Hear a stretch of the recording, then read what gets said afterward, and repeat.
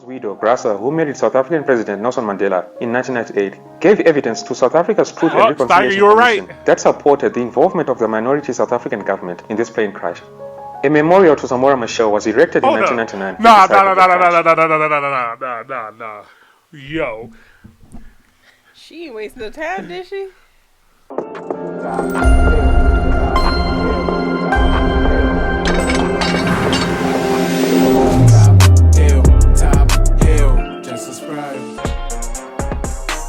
Hey. Let's get it. What's poppin'? What's good? You're 3, 2, 1. Top Hill, episode 2. Welcome to another episode of the Top Hill Live. This is your boy, Mr. Top Hill Live, a.k.a. Imani Raw. And I am D. Carmen. D. Carmen in the building. Let's go. We bite. Did you miss us? I know y'all did. Y'all had to, right? All right. So we want to learn a little bit about what happened in Mozambique. So we're going to dive into a little bit of this. This is from New Africa. This is Samora Machel's struggle, how Mozambique revolution ended Portugal's empire.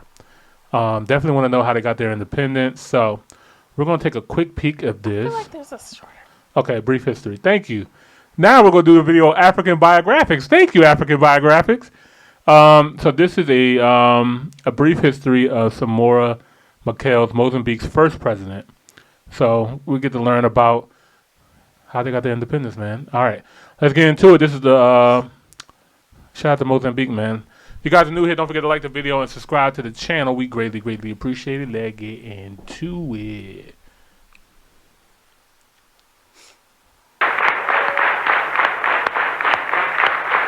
A luta continua.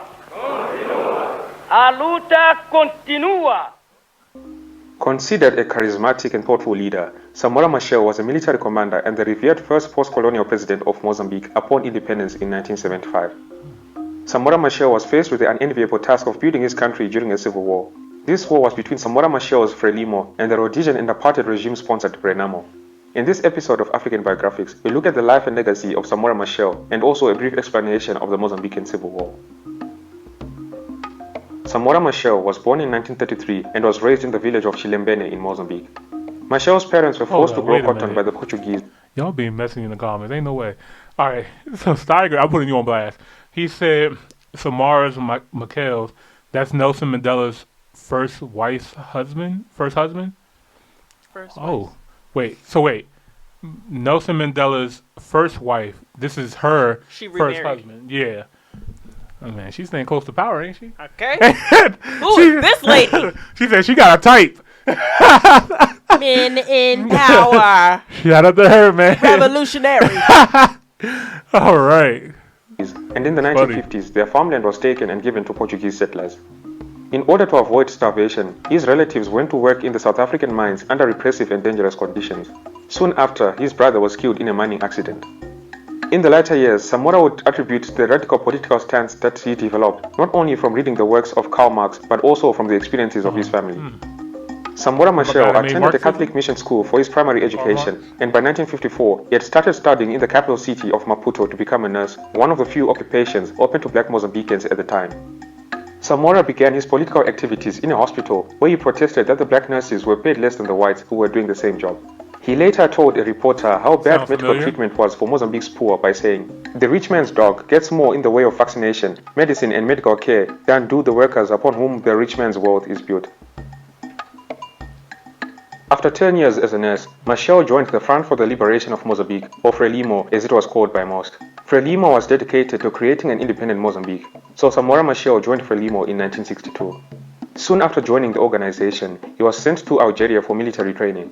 In 1964, he returned to Mozambique and led Frelimo's first guerrilla attack against the Portuguese in northern Mozambique. Samora Machel spent most of his time in the field with these men, leading them in combat and sharing their dangers and hardships. His qualities as a tough soldier and a persuasive speaker won him favor among his fellow comrades. Samora also enjoyed the confidence of respect of Frelimo's president, Eduardo Mondlane. He would rise quickly through the leadership ranks and became Frelimo's leader in 1970 after the 1969 assassination of Eduardo Mondlane. The Frelimo Revolutionary Army weakened Portugal, and after the 1974 coup in Portugal, the Portuguese were forced to leave Mozambique. The new revolutionary government led by Samora Machel took over on the 25th of June 1975. Samora Machel would become the first president of post-colonial Mozambique. Faced with the task of transforming the now post-colonial Mozambique, Machel attempted to recast the nation according to his Marxist-Leninist beliefs, and as such began the nationalization and socialization of the country's wealth and resources. The high watermark of Mozambican Marxism was in the early 1980s under the single-party rule of Frelimo. At the Frelimo Fourth Congress in 1983, the core went out to defend the fatherland, overcome underdevelopment, and build socialism. The national anthem of the time promised to make Mozambique the grave of capitalism and exploitation. Frelimo's own anthem described party members as soldiers of the people, marching forward in the struggle against the bourgeoisie. Samora Machel's government set up schools and hospitals for the country's peasants. A reason why he is seen as an icon on the African continent was the fact that he allowed organizations fighting white colonial rule in South Africa and Zimbabwe to operate from Mozambique. It is important to note that Samora himself never sought to get rich off his position, opting for a minimal salary and never exploiting the perks of power. This endeared him to the public. However, Machel also made errors in his presidency which plunged the country into an economic crisis. Even though his social programs of free education and nationalized healthcare helped Mozambicans, by 1976 the country was burdened with a sinking economy.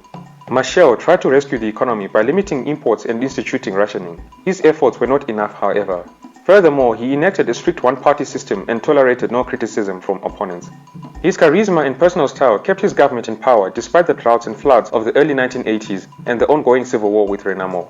Now is the perfect time to segue into a brief explanation of the Mozambican Civil War. As I mentioned earlier, Samora Machel supported and allowed revolutionaries fighting white minority regimes in Rhodesia, present-day Zimbabwe, and South Africa to operate within Mozambique. Soon after Mozambique's independence, both of these countries attacked Mozambique with an anti-Frelimo organization called Renamo. Renamo was formed in 1976 by white Rhodesian officers who were seeking a way to keep newly independent. Because I seen in the Latin, South African thing that Limpopo was right at the top. Let me see. I thought it was a neighborhood in Johannesburg, or a city it could be a city. Huh. Yeah, it's the northernmost province of South Africa. Oh, okay. So it's like a state. Oh, maybe it's like borderlines. Yeah. Like that borderlines might be a river. Yeah, because so this is a state in South Africa pretty much. Okay. And this is Mozambique right here. So maybe Mozambique did have it. It looks like they got 3 corners. They got Zimbabwe, Limpopo, and Mozambique all in one corner. Yeah. I wonder if you could be in all 3 countries at once somewhere. I think there is a country. I think there are countries like that in Africa. I forgot which one it is. It looked like that, and they might have 4 corners, but that for sure is like Zimbabwe, Mozambique, and South Africa. Yeah. I'm trying to remember. Oh wait, go zoom in. Just okay, right there with the photos at Crook's Corner. Yeah, I think you're in all 3 right there.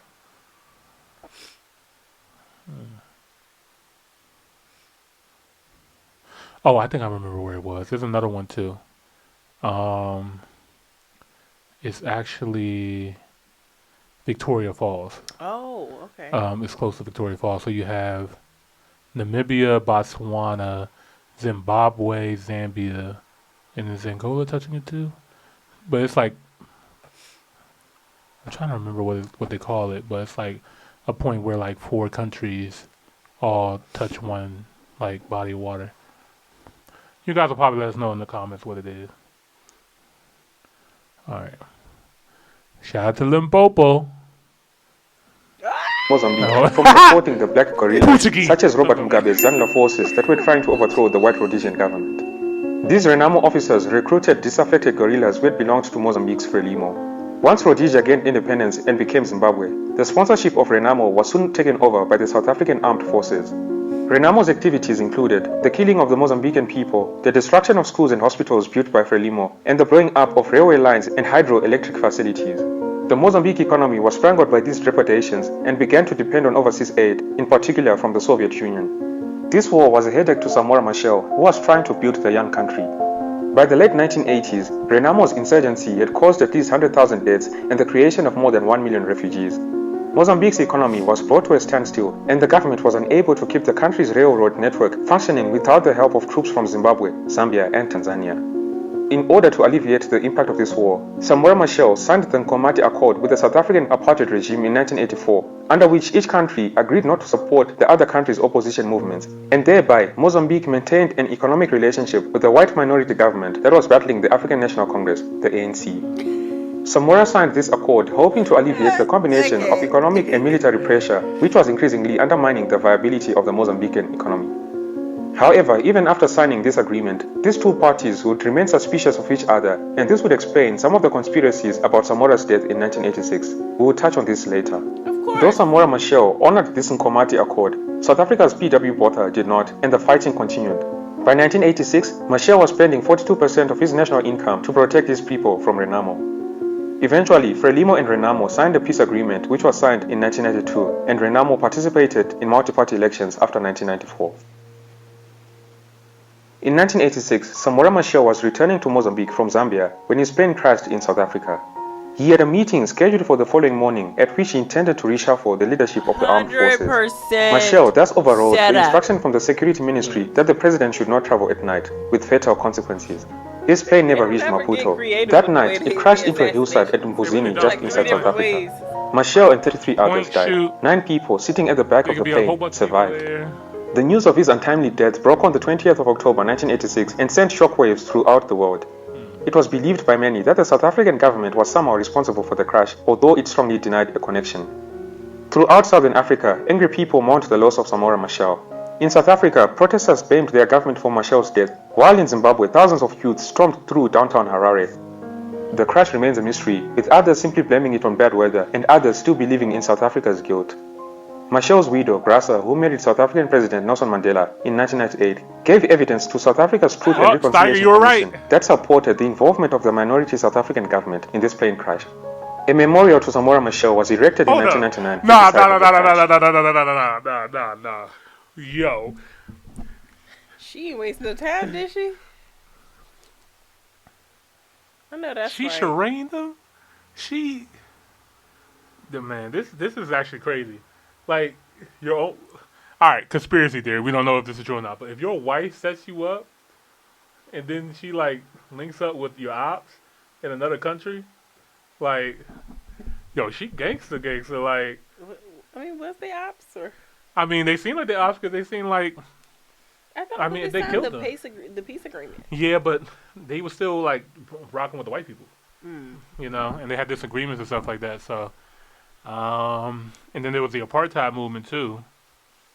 There's a lot going on right here. She did have that politician smile. It's gonna tell on you every time. Yeah, I don't know, man. That is kind of crazy. It's kind of wild. Let me run it back. Maybe I heard that wrong. This plane crash. A memorial to Samora Machel was others still believing in South Africa's guilt.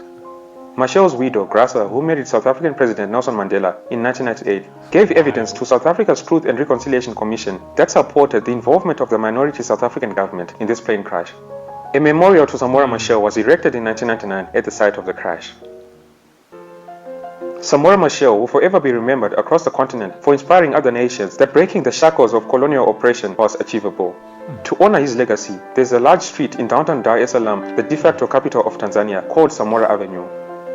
One of the largest streets in Harare, the capital of Zimbabwe, was named Samora Machel Avenue after independence in a gesture of gratitude for Samora Machel's support for black liberation activities before majority rule. Let me know in the comment section below what your thoughts are on Samora Machel's legacy. If you're new here, don't be shy to subscribe and to click the notifications bell so that you don't miss out on any new uploads. Thank you all for tuning in. This has been Tatenda for African Biographics. Until next time, cheers. Have a good one. Appreciate the info. This is a wild story, man. This is actually one I probably would dive deep in. Mm-hmm. That longer video, we might have to watch it like our own time or something like that. But very interesting story. I'm not over the white situation yet. That's kind of wild. How? That's wild if that's true. They always sneak in some way, somehow. That is insane. Backdoor roaches. Yeah. Snow roach community. Well, you know doing they find is dirt. Right. You know, they say if a man is strong, and it's hard to find some vices, women is typically going to be the last straw. That's how they got MLK too. But I'm starting to think I don't want to see them files no more. The MLK files. We might look at him completely different. Yeah, you like the white hoes. Yeah. Snow bunnies. Yeah, MLK was rocking with the snow bunnies, man. But anyway, you have any other thoughts on this great man and his legacy and giving the independence to Mozambique? I love that his impact is still celebrated today, even though it wasn't that long ago, actually. Right, that wasn't that long ago. Like, the country itself, like, as far as their independence, is relatively very new. Yeah. So, I don't know who their current leader is, but, Good question. I hope that their values and, infrastructure will change for the better within the next coming years. Yeah. And I think it's cool, too, that the neighboring countries also support him as well, too. Mm-hmm.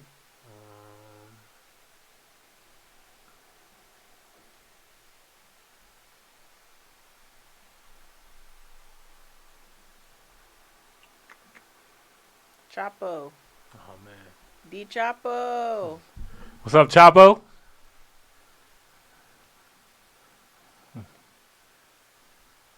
Yeah, I mean, he looks like, African president.